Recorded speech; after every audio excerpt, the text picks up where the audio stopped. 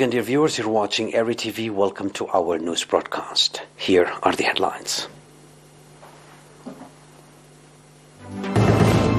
Public meeting to abolish harmful traditional practices in Baruntu. Praiseworthy water and soil conservation activities in Elaborate subzone. 6 Pakistanis and 1 Afghan soldier killed in cross-border clash. NASA's Artemis I mission successfully returns from the moon. In our domestic news, the general public of Baruntu subzone was called upon to abide by laws and regulations issued to control harmful traditional practices in general and female genital mutilation in particular. The call was made at a public meeting held on 11 December in the city, attended by administrators of subzones, heads of health facilities, representatives of the Ministry of Labor and Social Welfare branches, as well as concerned institutions. The detailed reports presented during the meeting by committees underlined activities so far achieved in controlling FGM and underage marriages in the region as a whole, and further identified areas that are still continuing the practice, pointing out that committees have been established in all levels of administrations under the auspices of the Ministry of Labor and Social Welfare and the National Union of Eritrean Women, tasked with ensuring the rights of mothers and children, as well as controlling harmful practices.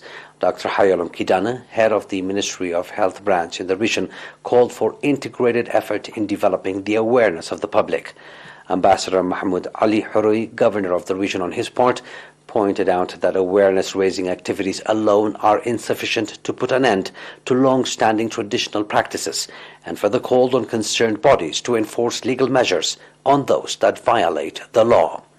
The participants conducted extensive discussion on the reports presented and adopted various recommendations. At an activity assessment meeting conducted on 7 December in Elaborate Semi-Urban Center, disclosed that praiseworthy water and soil conservation activities have been conducted in the subzone. The meeting stated that in this year's popular campaign, in which 173,000 people took part, over 73,000 meter cubes of water diversion canals, as well as 158,000 meters of terraces, have been constructed, in addition to the planting of over 40,000 tree seedlings, pointing out that the 12 dams and 6 microdams in the subzone are significantly contributing at ensuring water supply both to the public and livestock. The report indicated that most of the villages in the subzone have become beneficiaries of potable water supply. The participants on their part called for strengthened community-based participation in the renovation of schools' infrastructure, ensuring supply of pesticides and spray equipment to farmers, as well as alleviating transportation problem from Balwa to Elaborate. Mr.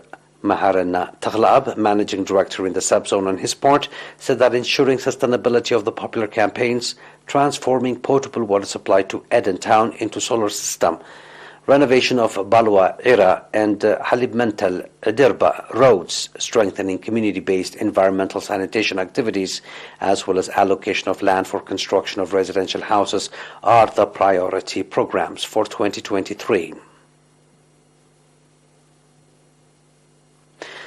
The National Voluntary Blood Donors Association in Gash Barkar region reported that as a result of the sustainable awareness-raising activity, the initiative to enrich blood supply at health facilities is growing from time to time. The comment was made by Mr. Gabra Mescal Mbaye, chairman of the association, during the initiative students of Bish Junior and Secondary School took to voluntarily donate 79 units of blood on 8 and 9 December. Indicating that the initiative that the society is taking to enrich blood supply of health facilities attests to the growing awareness of the public on the significance of donating blood to save lives. Mr. Habda Mescal commended the initiative the students of Bisha Junior and high school students took. Mr. Habda Mescal also called on the public to follow the noble example of the students. Those are domestic news. Please stay tuned now for the international, right after a short break.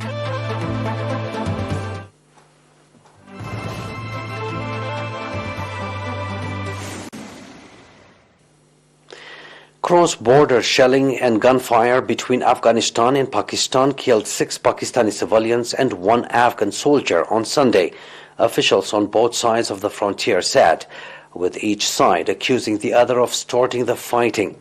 The Pakistan Army said Afghan border forces had opened unprovoked and indiscriminate fire on heavy weapons, including mortars to civilian population at the Chaman border crossing, which links Pakistan's western Balochistan province with Afghanistan's southern Kandahar province. Pakistani Prime Minister Shehbaz Sharif said the killings, quote-unquote, deserve the strongest condemnation. The Afghan interim government should ensure that such incidents are not repeated, he said in a statement. Haji Zahir, a spokesman for Kandahar's governor, said the fighting began after Pakistan objected to Afghan forces building a new checkpoint on their side of the border. This, he said, resulted in a 2-hour-long gun battle. Kandahar police spokesman Hafiz Sabar said 1 Afghan soldier was killed and 10 people, including 3 civilians, were wounded. Afghanistan and Pakistan have for decades had territorial disputes at their border, and the Chaman crossing was closed for several days after similar clashes last month. Chaman is the second largest commercial border point between the two countries after Torkhan in Khyber Pakhtunkhwa. It is a vital source of customs revenue for the cash government that the Taliban is seeking in Afghanistan. After a 26-day journey that took it to lunar orbit and back, the Orion spacecraft splashed down in the Pacific Ocean on Sunday afternoon, paving the way for future astronaut voyagers to Earth's satellite.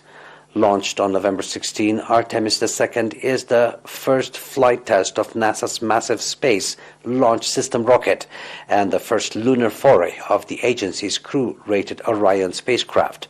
During its 26-day mission, Orion traced a record-setting path around the moon, looping to within 80 miles of the lunar surface, and at its farthest, flying beyond the moon to a point about 270,000 miles from Earth.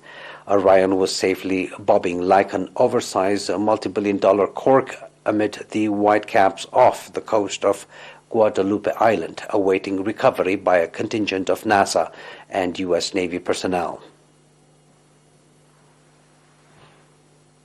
That was our news. Please stay tuned now for a recap of tonight's headlines.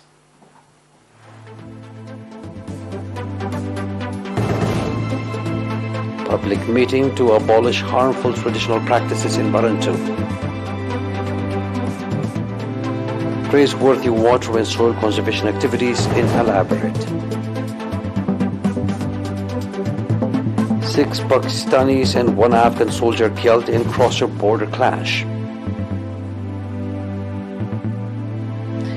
NASA's Artemis I mission successfully returns from the moon. And that was our news for tonight, dear viewers. It is good night.